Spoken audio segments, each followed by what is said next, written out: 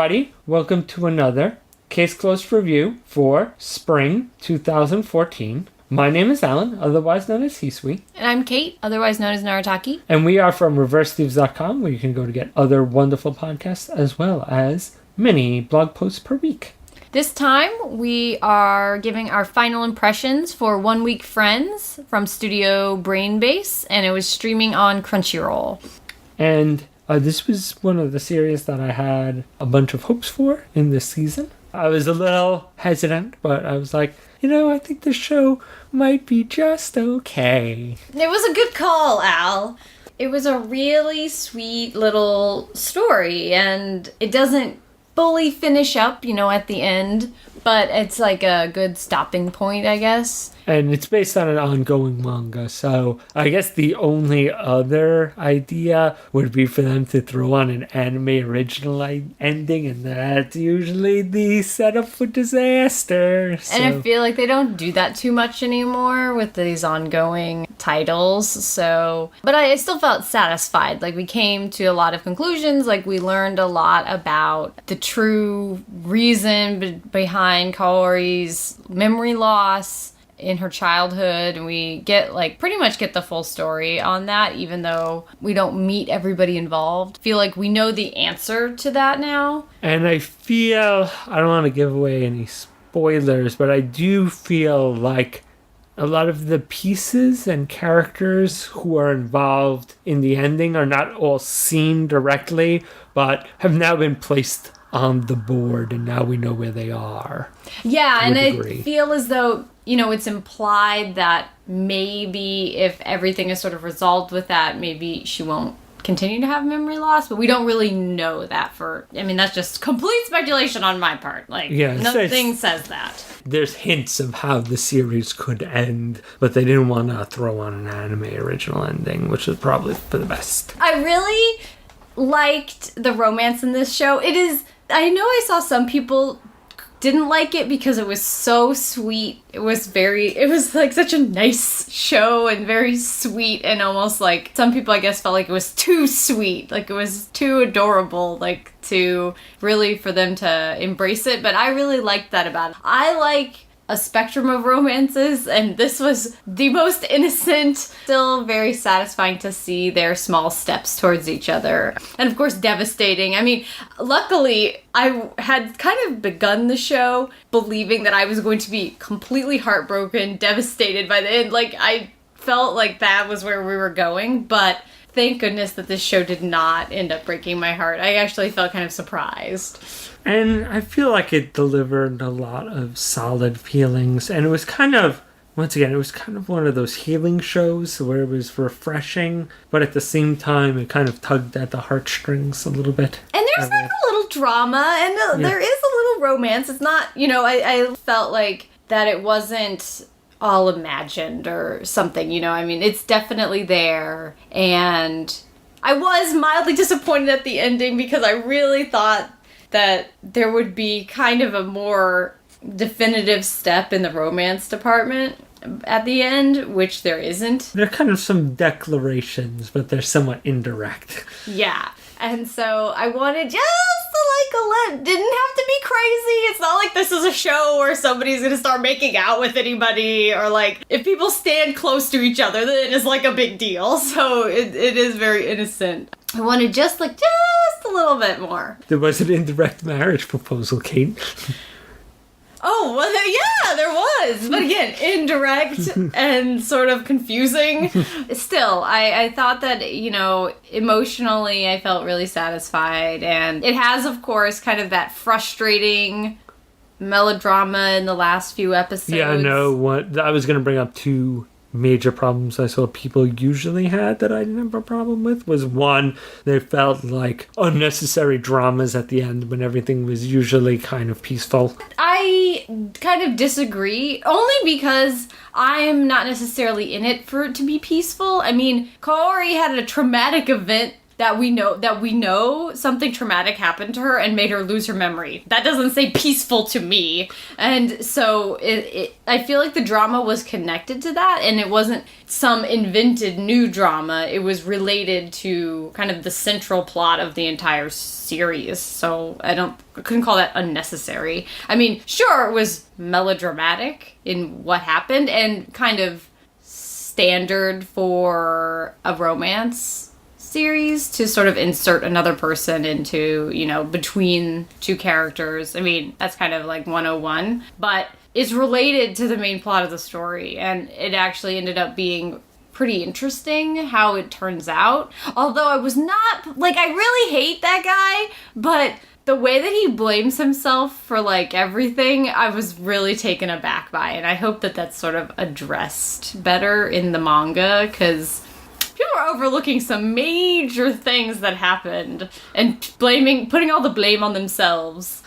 Well, I feel like I wonder if unseen parties are kind of doing similar things. If everybody is kind of blaming themselves. Yes, but there's one person that should be blaming themselves. I have a feeling that person is just chillaxing. I feel like one of the major themes of the thing is communication. I mean, it's shown very early on that Kaori kind of doesn't communicate with anybody because she assumes that if she does, eventually it'll break down, and thereby it's not worth talking to anybody in the beginning. It's only through Hase's beginning, reaching out to her that we actually get progress and people start talking to each other. And in fact, I feel a lot of people just have this thing of, well, I don't want to burden anybody, or it's not going to work out, so I'm not going to say anything. I feel like that's a running theme, that everybody kind of just has something that they swallow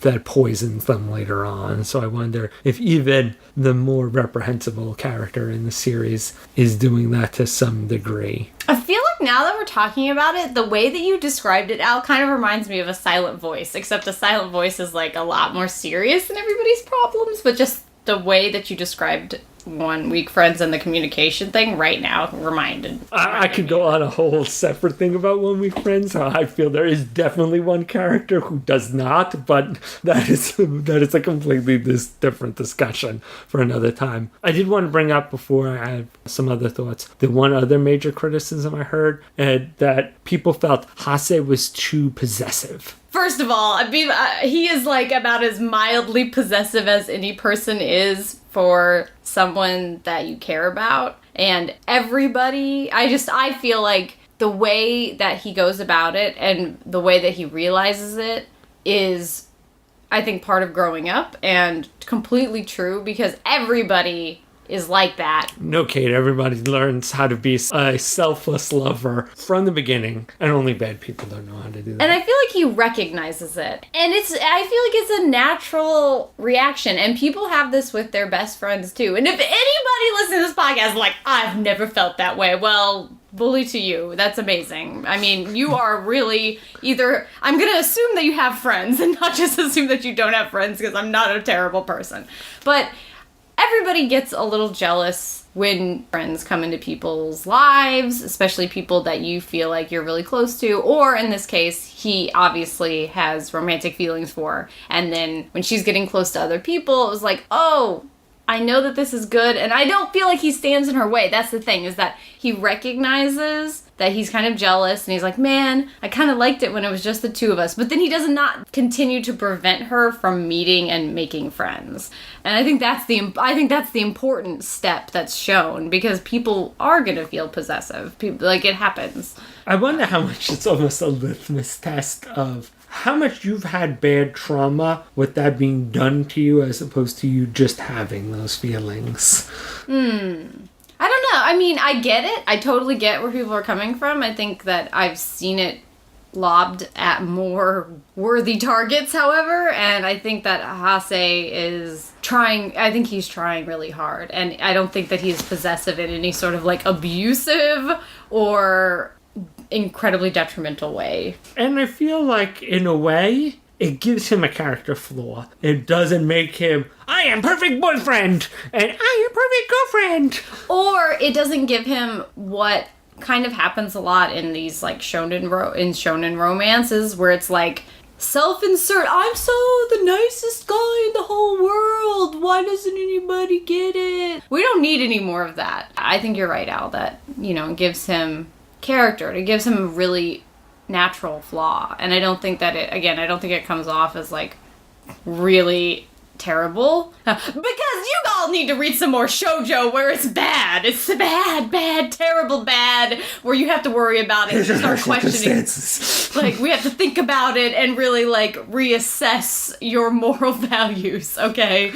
Not that, like, mild versions of it shouldn't be called out. I think it's good that people are having that conversation. But I think that the end result is as important as, like, the flaw. Yeah, that he's not praised for it, nor is he villainized for it. It's a feeling that he has that could lead to worse things, but he eventually checks himself before he wrecks himself, which is probably what you want most from a likable character who has a flaw. And he does make the mistake of it, especially early on. I think he corrects it, so that's the important thing. The greatest triumph of the show is that my major fear going into this, just from the character designs and what little I'd read of it, wasn't that it was, going to be some creepo fest. I would have been really disappointed if it was.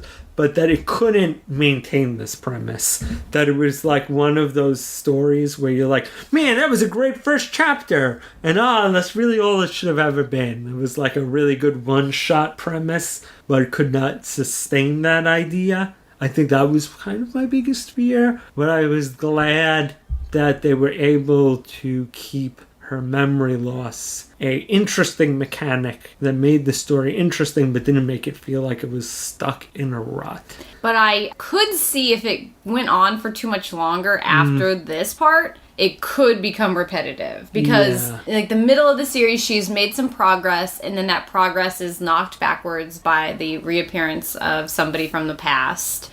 And then she kind of has to realize some things about it and build up, but she's not at the same place that at the end of the series, she's not at the same place she was really in the middle. So she has to build some of that up again. But I feel like after that point, they need to confront the final boss, so to speak, and then it should end. Because it could become sort of like, well, we can't reinvent the wheel like every time. So you need to like finish up the story, because otherwise we're just retreading the same ground. But you're right. For the span of the actual anime, perfectly fine. Nicely done. And I feel like they could kill a little time with some of the side characters until, the end. Not too much. Once again, you want it to be like side character, I don't know what the main characters are doing, spinning their wheels, but I feel like that could give a little more substance till the end, and then, yay! Yeah, but you don't want to go on too much longer. Al, do they do that in shonen romance? Because they do that in shoujo all the time. Like, if they need the series to be longer, side character relationships will get, like, whole books. Yeah, I mean, not that I usually don't mind that, because you've grown to like these side characters too. It's just something that is definitely done in shoujo romance. Well, also, I don't think the side characters are that... I mean, one or two of them are pretty robust, but they're mostly interconnected, so I feel like the rest of the periphery cast would just, like, have to start getting backstories and, like, for it to really fill out more than that. Well, they could, though, focus more on her friendships with other people, or, I could see how they could do it, but I'd be curious to see the end of the series. I mean, one of the things I liked a lot was that I felt like it was kind of a romance that felt very kind of neutral, as far as I didn't feel like it was for guys or for girls. Like, it felt like a very neutral ground where everybody could enjoy all the characters and a really sweet, simple story. And you can enjoy sarcastic blonde guys. Who's gonna complain about that unless they're in Haikyuu, and then you complain the fuck out about it. But yeah, a fun series. I'm glad that it lived up to my expectations.